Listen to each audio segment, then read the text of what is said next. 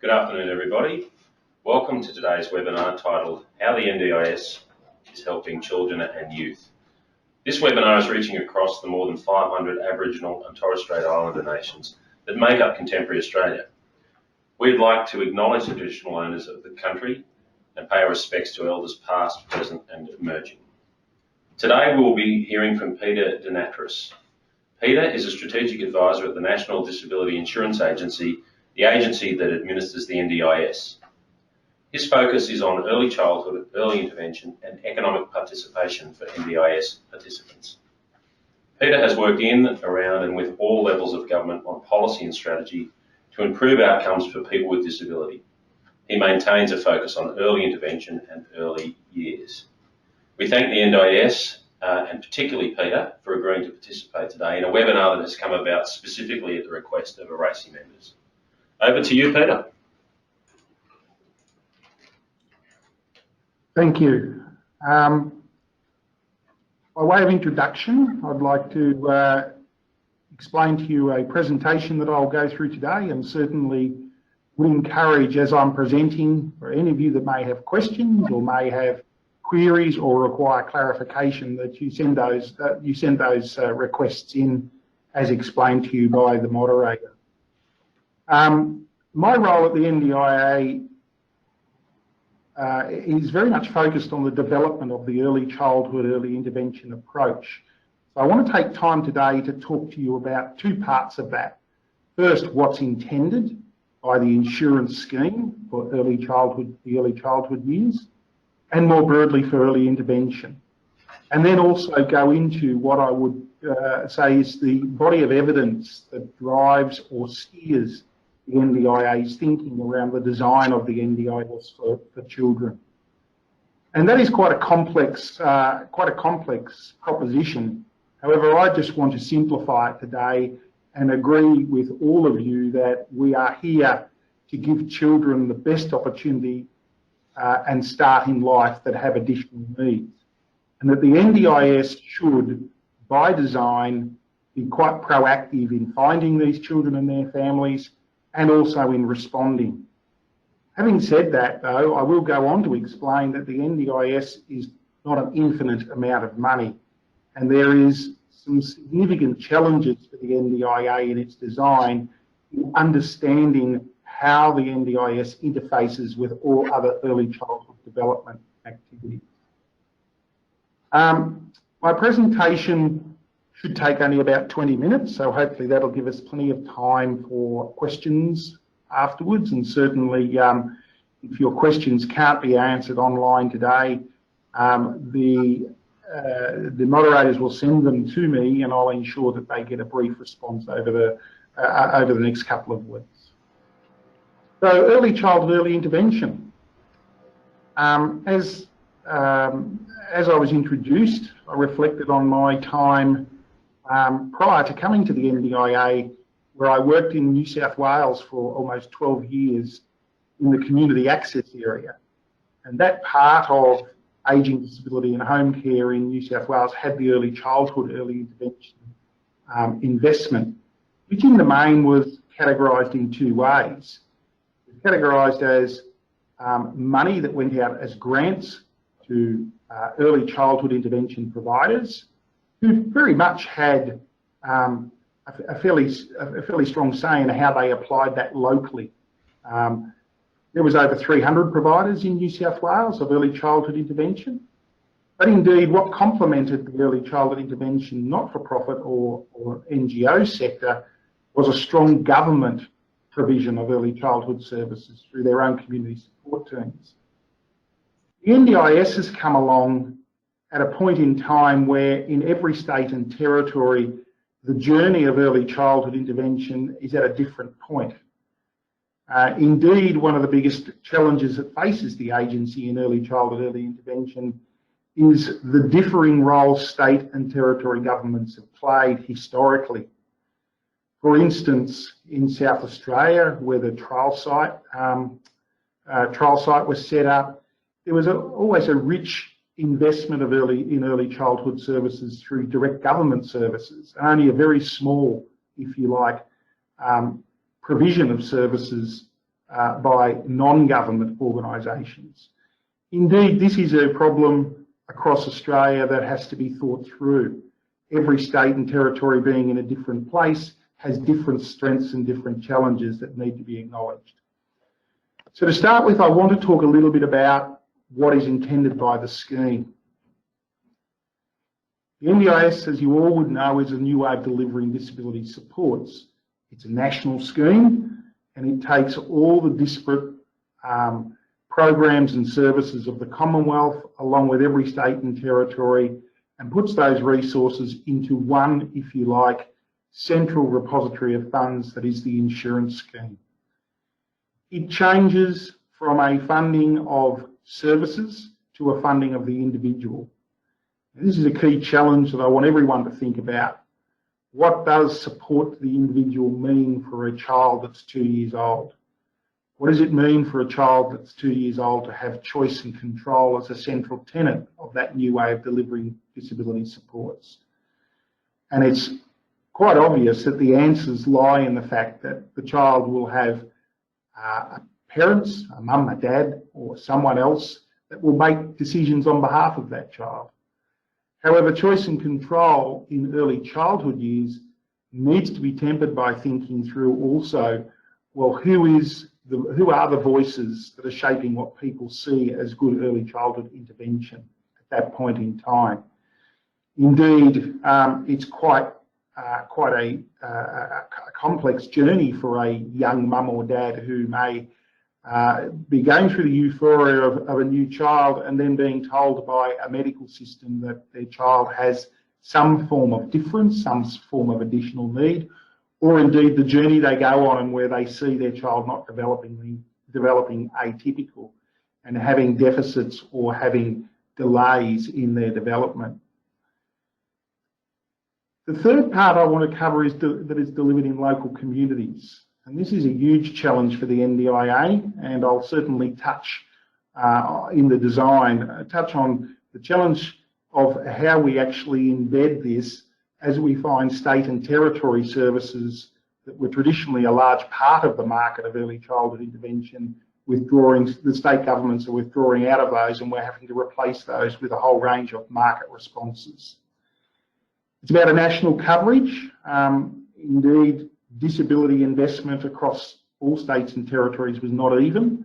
This is about making sure that all Australians are able to access the NDIS that need to access it. And it's also about an assurance approach.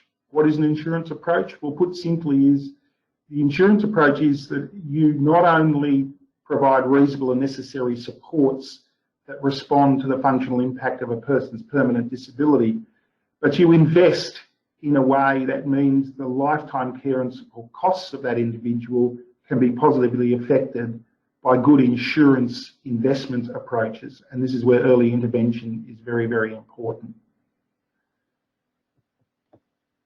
The NDIS is not insignificant.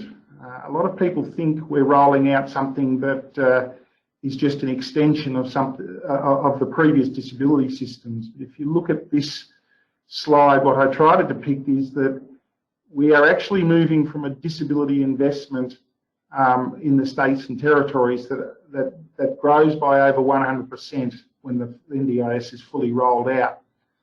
In the early childhood years, this is quite challenging because in some states and territories, the investment in early childhood intervention was less than 5% of their total investment in disability. So there has not been an even, if you like, investment, and therefore different states and territories and therefore different markets have different starting points for early childhood intervention. When you compare this to the aged care investment, the Medicare investment and the PBS investment, you can see NDIS is not insignificant. It's up in the 25 billion range and will obviously grow over time. The scheme's based on 3 pillars. I've talked a bit about the insurance approach, but I just want to touch a little bit more on what is meant by the insurance approach for early intervention. The Act is quite instructive to the NDIA of what early intervention is and should be considered. And it goes something along the following lines. The CEO or the CEO's delegate, when satisfied that an intervention has an evidence or scientific base that will benefit the participant, and indeed the lifetime care and support costs of that participant, they can so fund that reasonable and necessary support. Now that has a new discipline for early childhood intervention that is quite confronting for many people, and that is that you are in fact purchasing an outcome. And in this instance, the outcome can be measured both in the functionality of the child and the child's developmental delay and progress, and indeed the child's life can be positively impacted through good investment around capacity building. That could be capacity building of parents, capacity building of environment, or capacity building of mainstream services where a child may attend childcare, preschools, kindergartens, etc., where good reasonable adjustment and good support helps the inclusion of that child. So the insurance approach from an early intervention point of view, while not constrained to the 0 to 6 early childhood years, and actually can be across the whole life course. So I want you to think about early intervention not just as early childhood intervention, but early intervention across the whole of the life. And my example I'll give you there is that I don't just work in the area of design and strategy for early childhood. I also look at the key transitional years to primary school, primary to secondary, and secondary to early adult. And indeed, a lot of my focus in some of the early intervention work I'm doing in employment is in the school leaver years. How do we disrupt and how do we nudge in those years to change the trajectory of people with disability who too often head for a specialist disability service system rather than inclusion through employment. The second pillar is choice and control. This is an interesting one for many reasons, but the most important aspect I want you all to think through here is that who are the voices that should be supporting, and who are the organisations and people that should be supporting mum and dads to make great decisions about early intervention for their child. Currently, in every state and territory, it's different through transition because of the historical nature, but I'll talk a little bit about the vision towards the end of this presentation about what's intended by the early childhood, early intervention approach for the NDIS. Choice and control for a 2-year-old or a 3-year-old is best summarised as mothers, fathers, primary carers well supported in the choices they make in relation to the early intervention supports their son or daughter will receive. However, there's a second part of that choice and control, and that is that if the funds are granted under early intervention, it is expected that they will be applied to services that will support that child as per the reasonable and necessary plan. That's something that is growing in stature and in intent through the NDIS, but it has a long way to go. The third pillar is community and mainstream, and it's probably the one that is mostly sort of ignored in the planning process in early childhood. And the reason I say that to you is, I'm sure some of you would have watched Q&A on the ABC on Monday night and would have seen a couple of people ask questions of the panel there around why is it that people with disabilities still struggle, to get employment? Why are they still struggling to be included in the education system? The whole premise of the NDIS is that every person, regardless of the functional impairment of their disability, permanent disability, can be included. For children who have developmental delay or disability, it's important that we understand the starting point in any early intervention will be about inclusion. It should be about specialist supports that are working with capacity building and supports that aim to include the child so that they can live, grow, play and develop with all other children. So this concept of community and mainstream in the early childhood years is also something that is growing as the NDIS planning capacity improves. So pillar one, the insurance principles. Put simply, we're all at risk of disability. An insurance model simply shares that risk. So we, as Australian citizens, all contribute to the NDIS through our taxes, through our Medicare levy, etc., and we're covered when we need it. One of the things that I spend a lot of time with families and family groups about covering is the fact that this is an insurance scheme. Often, because of the history of disability in Australia, many people feel that if they are not getting the same amount of money year on year, that they are not being treated fairly by the NDIS. I ask you all to extend your minds to think along the lines of the insurance scheme will be there when you need it, and we actually should focus on celebrating when a child or a person through good early intervention doesn't need the NDIS. We have a long way to go in the culture and in the understanding of that, but it will always be there if you need it. So a person with a permanent disability whose functional impact has, the functional impact of that disability has been somewhat ameliorated through good early intervention, can come back into the scheme if they need it. The needed part is about figuring out what is the functional impact and what is the reasonable and necessary response to that functional impact. And of course we share the costs. So this is about all Australians being able to, who need the NDIS, being able to access it. It's also about being supportive to achieve our potential, which is a fundamental human right.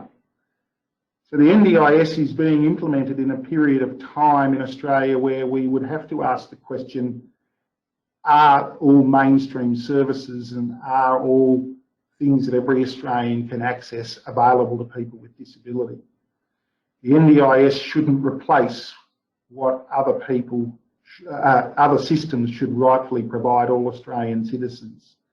A person is not defined by their disability, they're defined by who they are as a citizen of Australia and the resident of a state or territory.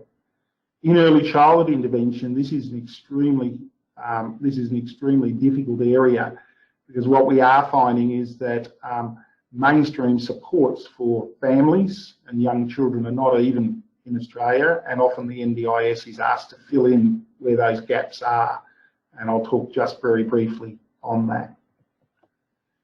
To give you a visual of that, this diagram was taken out of a report done in the Education and Training Department in Victoria, and this was for the school age years, and it represents children who have additional needs in school.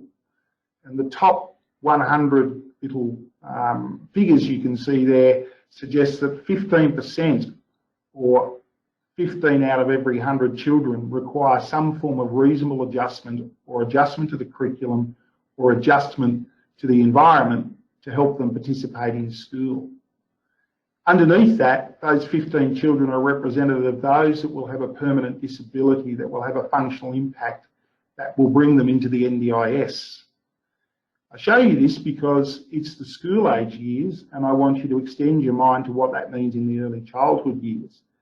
Because those 15 children you can see represented there out of the 100 will all do well to have some form of early childhood intervention assisting their development and assisting their family. However, not all of them will go on to have a reasonable and necessary plan as a school-age child or as an adult. The concept being that good early intervention helps them integrate and be reasonably adjusted for in mainstream services. Pillar 2, choice and control. I'll only make 2 points here. The scheme funds reasonable and necessary supports to help achieve goals. There's a new discipline that comes with the NDIS, and that is that we are investing, particularly in the early intervention area, in people achieving outcomes or goals. So there's this concept that it's no longer just funding for activity. There has to be an outcome to that activity. And indeed, that is one of the key design features that will take over, I think, over 2 generations for the NDIS to bed down. The second one that I want to point to here under choice of control is the concept of value for money. We have a lot of questions forwarded to the NDIS around why one child may get something versus another child who have exactly the same disability diagnosis and typical sorts of functional impact descriptors around that child. But often what you need to take into account is the individual circumstance of that person. So the NDIS, from a value for money point of view, looks at the context and what are the known risks to the outcomes that we're after through early intervention. So you cannot just look at it from an inputs point of view, you need to think about the outcomes. The third pillar is community and mainstream. Here the NDIS needs to work with a broad range of systems across the lifespan. In the early childhood years, obviously there's a complex early childhood system, there's a complex childcare system, there's the health system and the early education system.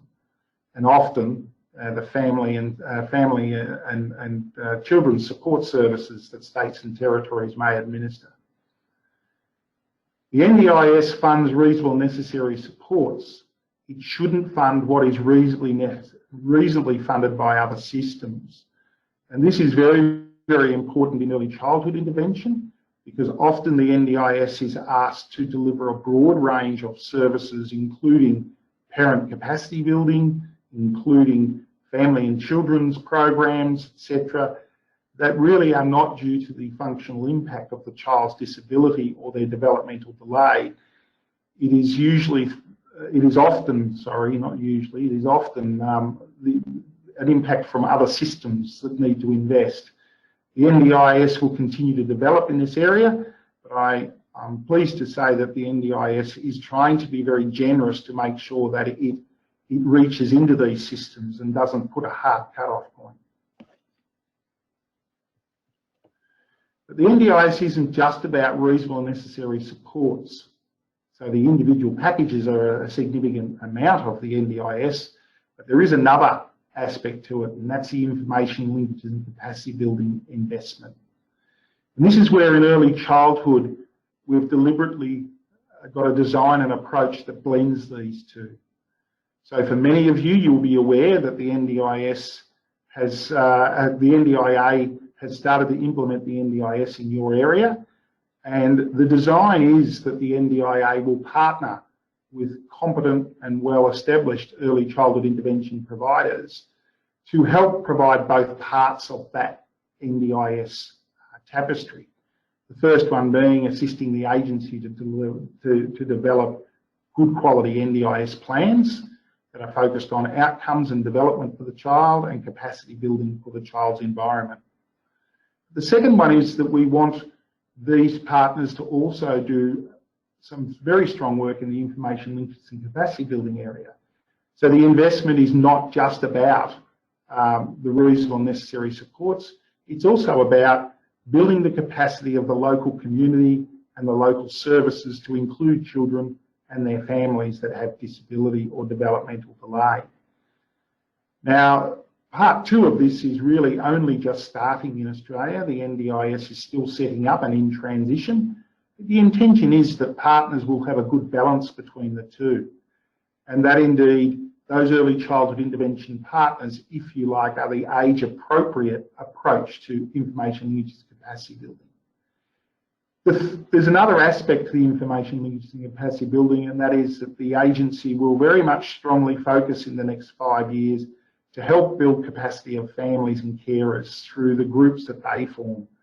So the NDIS through the ILC grants will begin to focus in the future on far more what we would call parent or consumer-led strategies in this space.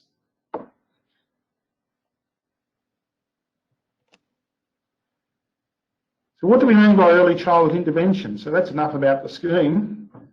Well, the overall aim from a person who I respect greatly and has done some fantastic work in this space, Dr. Tim Moore out of the Murdoch Institute in Melbourne, is that for early childhood intervention is to ensure that parents or primary caregivers are able to provide young children who have developmental delay or disabilities with experience and opportunities to help the child gain and use functional skills, and to participate meaningfully in the key environments in their lives. If you think about the overall aim, yes, while good specialist clinical supports are an important part of that, we really are wanting all children to be included, regardless of the severity of the delay or functional impact of permanent disability. That's probably not a starting point for many parents. It's probably not a starting point for many children. So there's a lot of work for the NDIA to do through early childhood, early intervention to really move towards that vision. The use of partners is only one means. There's a range of other investments that the agency would consider as it moves to full scheme. And that'll include, the continued research and continued evolving of evidence-based practice. Indeed, it must be quite difficult for many families when they first are asked to think about the additional needs of their child, if that's the journey they're on. Indeed, they have many voices in their ears and they have many, many opinions as to what will work and won't work. The agency needs to work strongly with the early health years and indeed with education to ensure that we all get on the same page around what good early childhood, early intervention looks like. As the agency builds its capacity through its partners to plan, we will find that the plans for NDIS early childhood, early intervention will focus more and more on measurable and attainable goals. Those goals are not only about the functionality of the child, but also the capacity of the child's environment. And it's very, very important that we focus on both. There's some dot points on best practice early childhood intervention.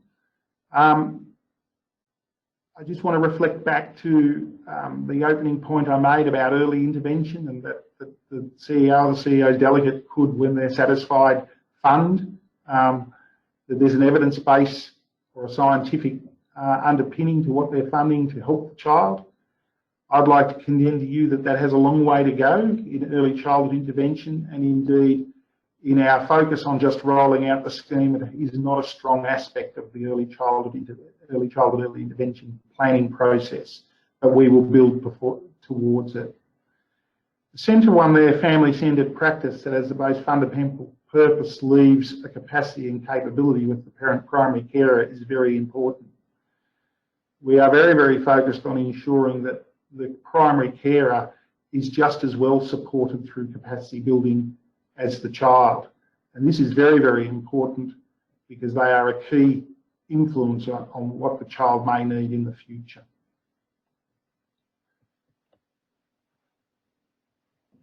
I can't stress this point enough.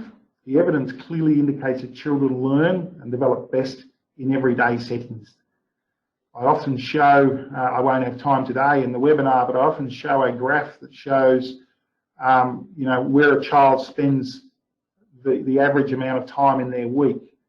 And the graph clearly represents that they spend most of their time with their family and in the family home. Yet we expect all of the outcomes to be reached in the half hour or hour they're in the specialist setting. I would contend to you that we need to flip this and that we need to make sure that we are providing good evidence-based supports that not only support the child in the specialist area but in everyday settings. So ECI supports can be offered in a range of everyday environments, and that the ECEI approach will promote that as it's going forward. It's also important that supports are well bedded in the child and family's daily routines and environments. And this is something that we will continue to develop in the planning process and the outcomes process as we go along. To finish off, early childhood partners will undertake a holistic observation in children with developmental delay, and they will develop better quality plans as we build the capacity of the system. We have many anomalies in Australia in the early childhood, early intervention approach in the NDIS because of historical factors, because of factors of transition and speed to get there, and of previous investment. Indeed, it's one of the most hotly contested areas of the NDIS, but ARACY remains strongly committed to the fact that good early intervention and good early childhood intervention will mean that the National Disability Insurance Scheme will deliver the best outcomes for people, and in this case, children that need it. I will now hand back to the moderator, who will start to present some of the questions you may have been asking. Thank you.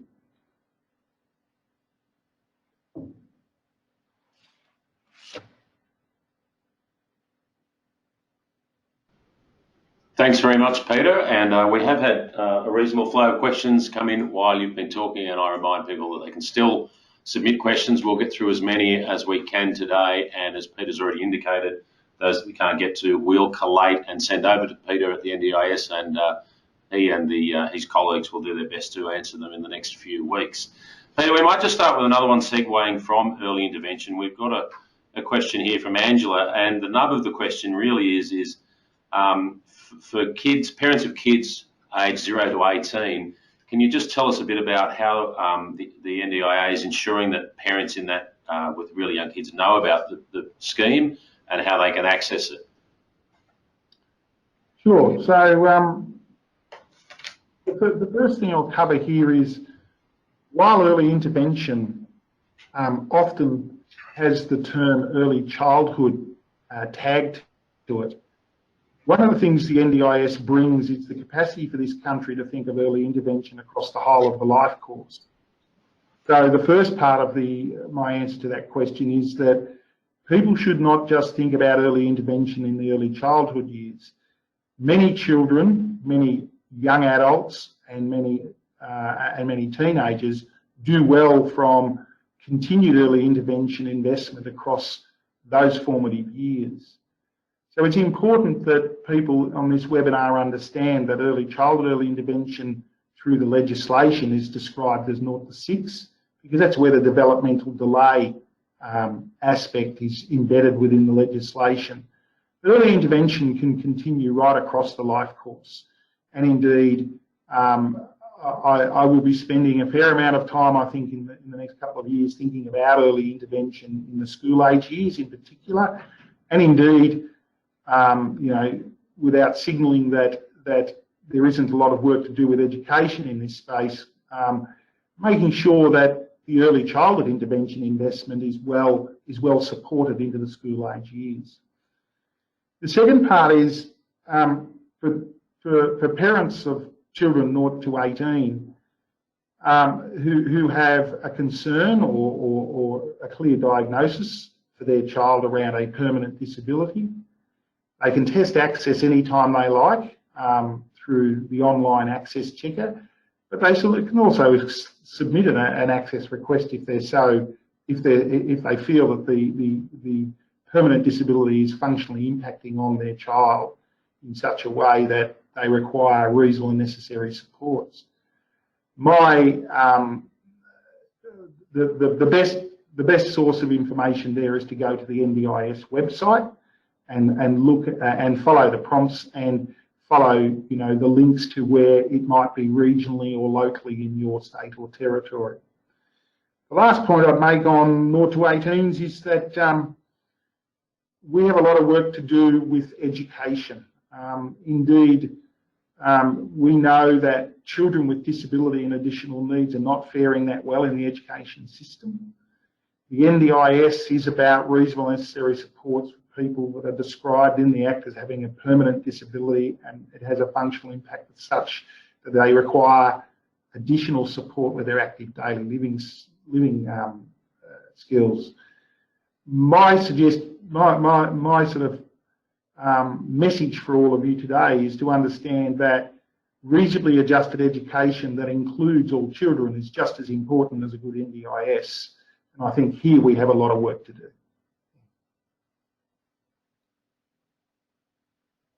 Thank you, Peter. Another question that's come in from Bernadette, and pretty fundamental. Can you talk us through what happens when the NDIA or NDIS and parents have a different view on what ought to be happening for a particular child, how that process plays out?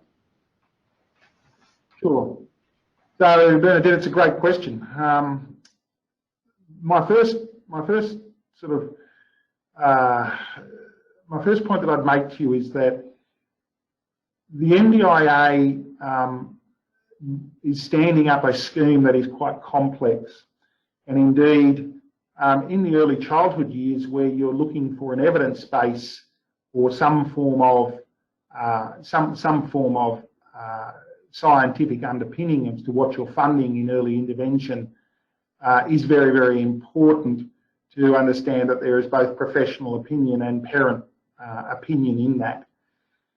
The NDIS has a range of processes where agreement is not reached, where a family can appeal the funded plan or what's in the funded plan from a point of view of both the Administrative Appeals Tribunal, an internal review or an external review.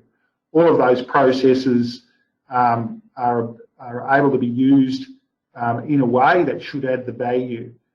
However, I've been in disability for over 30 years, and I do know that sometimes difference of opinion can often lead to a more adversarial type relationship forming.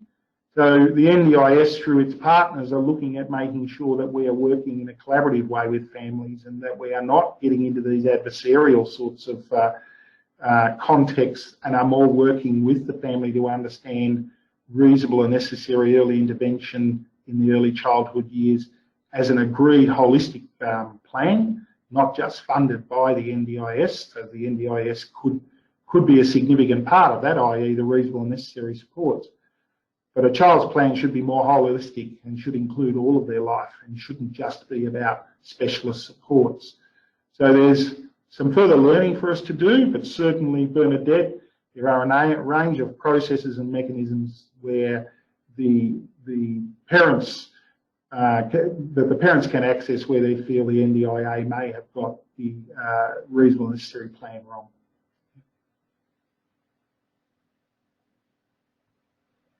Thank you, Peter. We've got a few people asking us about children suffering with non-physical disability, I guess, or at least where there's a psychosocial or mental illness component. Can you just talk to us about how the NDIS is working with kids in that circumstance, how they're working with service providers, and what the coverage is? Sure. Look, to go to the nub of this one, the biggest emerging groups, if you like, of children with developmental delay are in the neurodiverse, and indeed, you know, the ASD and more psychosocial types of delays. The short answer to the question is that the NDIS was never intended to replace all other systems that have a role in this space. However, where the delegate is reasonably satisfied that the child's condition will most likely be due to a permanent disability, it can be granted under Section 25 access to the scheme. I would say that the NDIS has some challenges here. Probably the most, you know, as I said, the emerging types of conditions that are coming in for early intervention are probably those that are not the strongest part of the market responses nor the NDIS's understanding. Indeed, early childhood intervention best practice probably has its roots in intellectual disability and developmental delay and the more traditional types of disabilities. We have a challenge both from a point of view of the evidence and science that underpins what a good response to these children and their families are, but also what is the role of the scheme and how far does it go in this space. I would also, you know, add here that it was never intended for the NDIS to, you know, to provide reasonable and necessary supports for children who may be, you know, having delays or behaviours or whatever that stem from, you know, abuse or from other types of experiences that impact on them. However, it is a part that the NDIA needs to work through the NDIS with other service systems, because it's not a strong part of other family and children's services that we will need to watch. The second part of the answer there for those people is that the NDIS also needs to work with families on a strengths-based model and a model that addresses the issues. So if the NDIS is working with health, mental health, or family and children's services, it's doing that in a holistic way. Thanks, Peter. Another question here is from Jan. How's the NDIA ensuring accountability of registered providers regarding adherence to evidence-based practice and providing their services within the child's own environment / community? And you were talking about evidence-bases before. I thought that was a good question to go into next. Yeah. Gee, that's a great question. So let's start with sort of the reality of where we are today. The reality is that, as I alluded to in my presentation, most states and territories have decided to get out of early intervention provision. You can make your own judgments as to whether that's a good thing or a bad thing. However, in some states and territories, it was the state government services that were over 50 or 60% of the capacity of the market in those areas.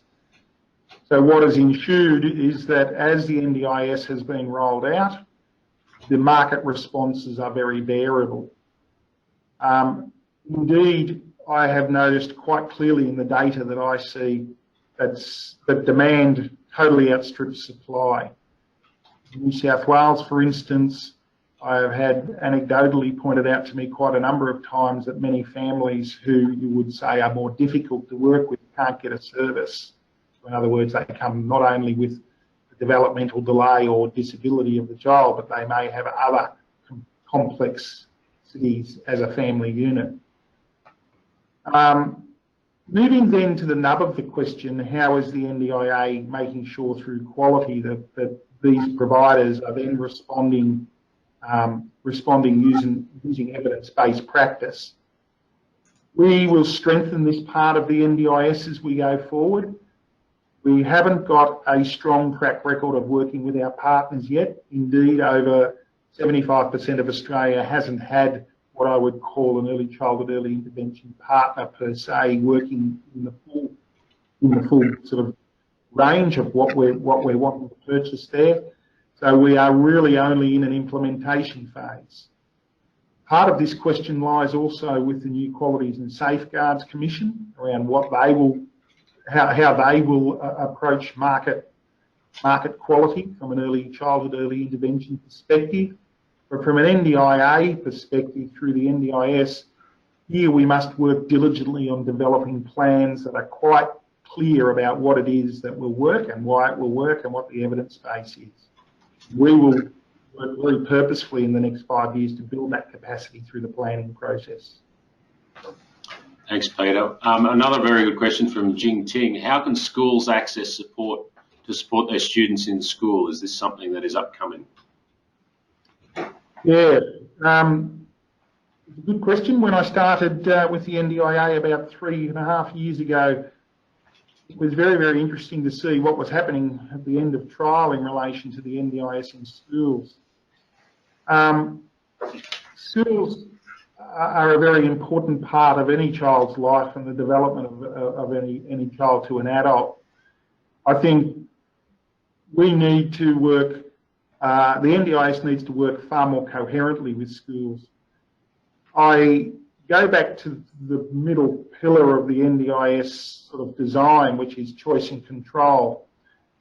I've long held a view, whether it's right or wrong. I'm happy to debate with anyone that you know wants to sort of tease this out with me. But I've long held the view that schools are a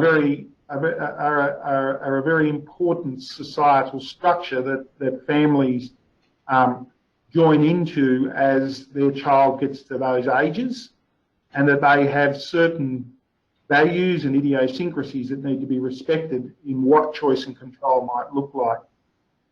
I think we need to do a number of things with schools that empower schools to be far more innovative in this space with the NDIS and with the parents of children that have additional needs, and that indeed the NDIS is funding reasonable and necessary supports that absolutely focus on the continued inclusion and participation of that child through the school age years. Too often I'm seeing children dropping out of school because the school environment can't reasonably adjust in order to have the resources to then do the reasonable and necessary things with that child. So I'd like to see a number of innovative projects and certainly practice leading policy in this space. Thanks, Peter. We've got another question here from Jessica, and she talks about the NDIS ECEI services are meant to provide short-term assistance for clients who are assessed as eligible for NDIS. I think this is a question about what's the short-term, how does the NDIS cope with providing short-term assistance while a full assessment is being made? And also a related question is how does the NDIS keep monitoring people who have changing disabilities, for example, kids with degenerative diseases? Yep. Okay, so first part of that one, I think it was Jessica, thank you for your question. As I showed you in that 15 out of every 100 children and then the 4 out of 15 going on for a reasonable and necessary plan, as I showed you in that graphic, when you take that into the early childhood years, so if we start talking about 18-month-old child up to about the age of 6, the NDIS design needs to be more generous about how it supports children and their families who may not necessarily have a clear diagnosis or a clearly understood need at that point in their life. Now, this follows the best practice that you shouldn't rush to diagnosis or labelling. So the role of the partner is very much about doing that sorting and sifting in a far more thorough way than what the NDIA is currently doing through lists and through a range of what I would call administrative efficiencies to keep up with the pace of people that have to access the scheme through the agreements they have with states and territories. The idea of the partner is that yes, they will support children and their families who may need lighter touch or less intensive supports, and we will give them strong guidance as to when we think that should be more formalised and access to the scheme should be granted, and that person then and family then goes on to purchase longer term and more intensive early childhood intervention supports. However, here I challenge the NDIA quite constantly on the order in which it does things. So by that I mean, if anyone's experienced the NDIS, it sort of goes something like identification or diagnosis of disability or delay, access to the scheme is requested, then planning commences. I would suggest that in good early childhood intervention practice, planning starts long before you would make access to the scheme. So here our partners need to work with health and to work with other referral agencies in understanding what's going on for the child, and good transdisciplinary approaches of multiple systems collaborating is very important. The last part of her question around the sorts of monitoring of plans for degenerative type conditions or conditions that may be episodic. So the NDIS currently has instituted an annual review in the ECEI design, early childhood early intervention design. I should know that, shouldn't I? In the design, we actually think there's room for a group of participants where it actually should be not so much a setting concrete annualised review, but there are triggers in the person's plan that allow further planning or further investigation of reasonable and necessary supports in a timely way. So we're working with I'm working with the agency to ensure that there is, for want of a better word, a family or professional triggered review period rather than just the annualised one. That may be quite, for some people, that might be quite, some children, that might be quite intensive as we get on top of different things. But this concept that we don't just wait until things go wrong and you have crisis, that you're actually being quite proactive in this space. So one of the features I hope will come to fruition in the near future will be this participant-led or professional-led review of a plan due to episodic or changing needs. Thanks, Peter. I think you're heading towards an answer to this next question as well, but Michelle has asked us, does the NDIA offer supports advocates for parents who may require assistance to apply for packages for their children, so-called or NESB parents or parents with mental health problems? Is the NDIS got a role in that, and if so, can you tell us about it? Sure. So I know I'm putting a lot on the partners here, but I think in the interest of full disclosure, when I came to the agency, the first question I had to ask myself was, at full scheme, what could the NDIA do well, and who did it need to collaborate with if it didn't have the resources, the skills, nor the sorts of capacity in this space. There are hard to reach families. It's not only the CALD and non-English speaking, but there's a range of families that are very difficult to engage for a whole range of reasons. The partners will have this very much in their, as part of their arrangements with the NDIA, that they are quite active in what I would call assertive client finding or assertive detection, where we may need to reach into communities using a broad range of strategies that would be well beyond the NDIA's capability. Second part to answer this question is that advocacy is not something that the agency funds. However, advocacy still remains an important part of the landscape for many families. So indeed, we are continually monitoring this space around, where we think our data is indicating that there is underrepresentation of certain client groups or certain communities within a location, and thinking about very, very purposeful strategies to respond to that. The partner will play a certain role in that, but I also think the agency will need to collaborate with a broad range of broader advocacy organisations around those issues. Peter, thank you very much. And I think this will probably be the last question, but I think it's probably a cracker given the shift to an insurance model and a market-based system. And the question is about how you talked about families with additional needs or difficult families, as they may be called. In a market system, how can the NDIS, or indeed more broadly the sector, be encouraged to work with those families? What a fantastic question. So whoever sent that one in, thank you. Look, I think there's a lot of improvements the NDIA can make to the NDIS. One of them that I'm encouraging them to think through is how they provide the right incentives to the market around what I would call the more,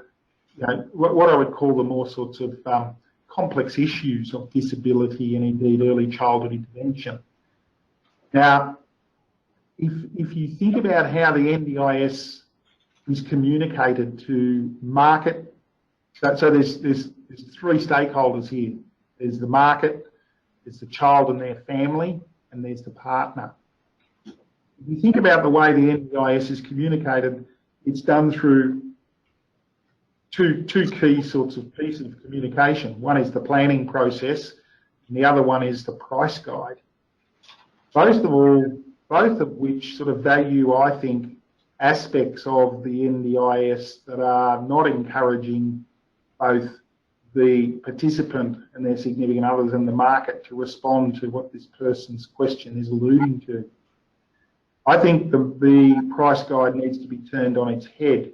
I actually think that we need a far more graduated and granulated approach to pricing that acknowledges that there are some families that will require quite significant work that is beyond just the reasonable and necessary early intervention supports for the child or the capacity building supports, and that there'll be parts of the market that are able to do this and do it well, and they should be incentivised to not only stay in this business but to grow it where it's needed.